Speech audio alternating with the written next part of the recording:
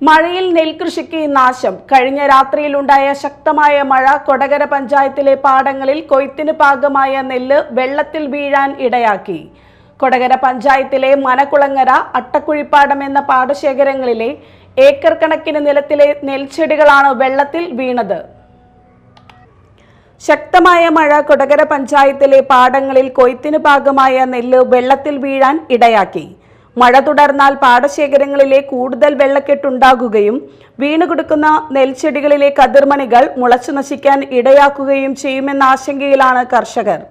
കൊടകര പഞ്ചായത്തിലെ മനക്കുളങ്ങര, അട്ടക്കുഴിപ്പാടം എന്നീ പാടശേഖരങ്ങളിലെ ഏക്കർ കണക്കിന് നിലത്തിലെ നെൽച്ചെടികളാണ് വെള്ളത്തിൽ വീണത്.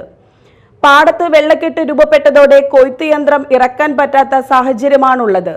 ചെളിയിൽ ഇറങ്ങുന്ന തരത്തിലുള്ള യന്ത്രം എത്തിച്ച് കൊയ്ത്ത് നടത്തിയാൽ വൈക്കോൽ നഷ്ടപ്പെടുമെന്ന് കർഷകർ പറയുന്നു. മാത്രമല്ല, കൊയ്ത്തിന് ചെലവേറുകയും ചെയ്യും. അടുത്ത ഏതാനും ദിവസങ്ങൾ കൂടി വേനൽ മഴ തുടരുമെന്ന മുന്നറിയിപ്പ് കർഷക മനസ്സുകളിൽ ആശങ്കയുടെ കാർമേഘങ്ങൾ നിറയ്ക്കുകയാണ്. മഴ മൂലം വിളഞ്ഞ നെല്ല് വെള്ളത്തിൽ വീണ പാടശേഖരങ്ങൾ കൊടകര കൃഷി ഓഫീസർ നയനതാര സന്ദർശിച്ച് നാശനഷ്ടം വിലയിരുത്തി.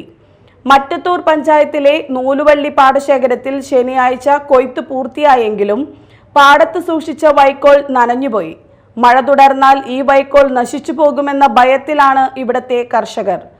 ഞങ്ങളുടെയൊക്കെ കൃഷി ഇന്നലത്തെ മഴയിൽ വീണ് പോവാണ് ഉണ്ടായത്. ഒരു ഏക്കർ കൃഷി ചെയ്ത് കൊയ്ത് കയറാനായിട്ട് എല്ലാവരും പറയും കൃഷി ഭയങ്കര ലാഭകരമാണെന്ന് പറയും. ഒരു ഏക്കർ കൃഷി ചെയ്ത് ഇപ്പോഴത്തെ കണ്ടീഷനിൽ കയറി പോരണമെങ്കിൽ 47,000 രൂപ ഒരു ഏക്കറയ്ക്ക് ചിലവ് വരുന്നുണ്ട്. നമുക്ക് നെല്ലിന് കിട്ടുന്നത് ഇപ്പോൾ ഗവൺമെൻറ് പൈസ കൂട്ടിയിട്ടുണ്ട്.